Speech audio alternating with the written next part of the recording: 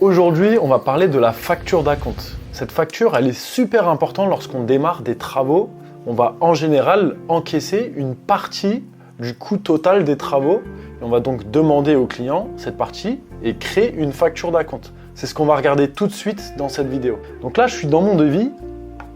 Et donc dans mon devis de salle de bain, encore une fois, j'ai mis des prix fictifs. Et c'est de ce devis que tout part. Donc du coup, on va très simplement ajouter un acompte.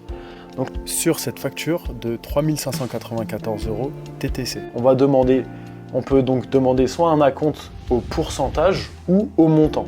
Donc dans cet exemple, je vais choisir un exemple au montant, comme ça on va avoir un chiffre rond.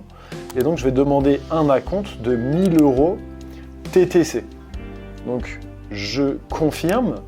Et donc là, on voit bien qu'il y a un acompte qui a été demandé à la date de validité que j'ai mis juste avant. Maintenant que j'ai terminé mon devis, je m'apprête à l'envoyer au client, comme ça il est au courant qu'il va devoir, avant le démarrage du chantier, régler cet acompte. Donc je finalise mon devis, j'enregistre. À ce moment-là, lorsque j'ai finalisé mon devis, donc je l'envoie au client et on va imaginer que se passe tout le processus de validation et votre client a accepté ce devis. Donc là, si je vais dans le bouton Action, je vois que j'ai que 3 options. Dupliquer le devis, l'envoyer par email ou l'envoyer pour signature. Mais on va dire que le client, il me l'a renvoyé par courrier postal ou qu'il me l'a renvoyé par mail et moi, je vais le passer manuellement en accepté.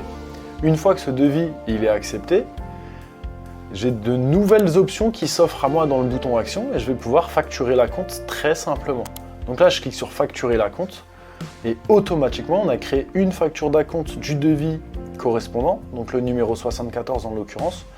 Et donc dans la facture d'acompte, puisqu'on va diviser la TVA par rapport au montant de la facture totale, donc on voit que j'ai un acompte sur ma TVA à 0% et sur ma TVA à 20%. Donc encore une fois, c'est un devis fictif, mais si on a des multitaux de TVA, l'acompte se calcule automatiquement.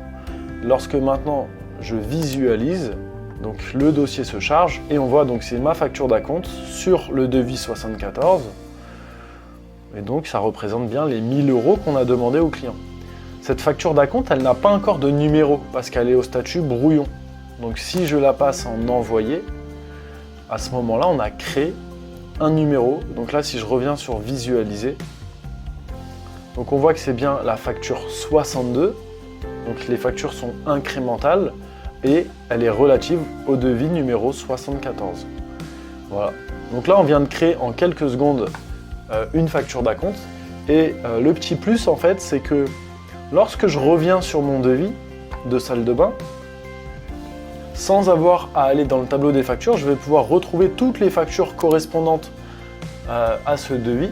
Donc là en allant dans l'onglet dans mon devis, dans l'onglet facture, je vais pouvoir retrouver toutes les factures qui sont en rapport avec ce devis. Donc si je vais même en bas à gauche, sur le total de 3 594 € TTC de mon devis, je vois que j'ai bien commencé à facturer 1 000 € et que le reste total de la facturation représente 2 594 €.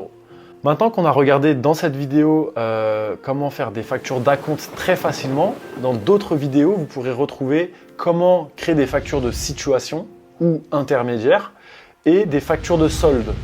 Donc vous allez voir aussi à quel point c'est hyper simple de le faire et de suivre donc toute la facturation d'un projet lorsque vous réalisez des travaux pour vos clients. Et moi, je vous dis à très vite dans une autre vidéo.